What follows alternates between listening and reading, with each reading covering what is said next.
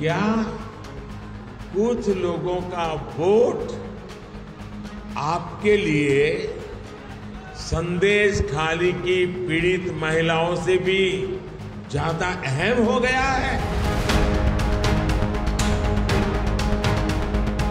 সামনেই ভোট 24 লোকসভার ভোট, কিন্তু পশ্চিমবঙ্গে লড়াই শাসক বনাম শাসকের। কেন্দ্রে ক্ষমতাসীন বিজেপি, প্রধানমন্ত্রী নরেন্দ্র মোদী, রাজ্যে ক্ষমতায় তৃণমূল, মুখ্যমন্ত্রী মমতা বন্দ্যোপাধ্যায়।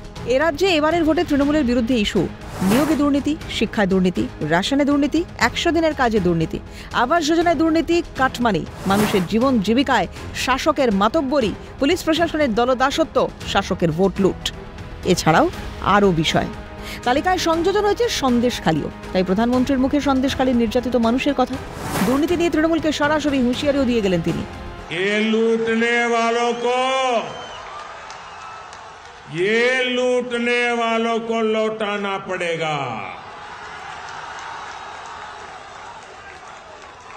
ये मोदी छोड़ने वाला नहीं है।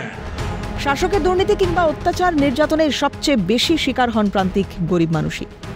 সেখানে জাত পাত ধর্ম বর্ণ নির্বিশেষে আক্রান্ত হন আমজনতা। বঙ্গে তাই মোদির ভরসা সংখ্যালঘু মানুষজনও বললেন এবার ভাঙবে তৃণমূলের সংখ্যালঘু ভোট ব্যাংক।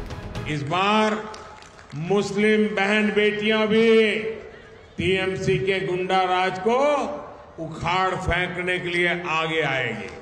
বাংলার মাটি থেকে প্রথম সরাসরি সংখ্যালঘু মানুষজনের ভোট চাইলেন নরেন্দ্র মোদী। গুজরাটে সংখ্যালঘু ভোট পদ্মে টেনেছেন মোদী সাহারা।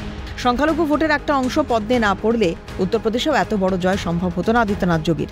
3 তালাক রদের হাত ধরে অনেক আগেই মুসলিম মহিলাদের ঘরে ঘরে পৌঁছে গেছেন নরেন্দ্র মোদী। সবকা সাথ সবকা বিকাশের কথা বলা মোদী বার্তা দিয়ে গেলেন বাংলার সামগ্রিক বিকাশের স্বার্থে সংখ্যালঘু মানুষজনকেও পাশে চায় গেরুয়া শিবির। জানিয়ে গেলেন আশার কথাও। ক্যালকাটা নিউজ।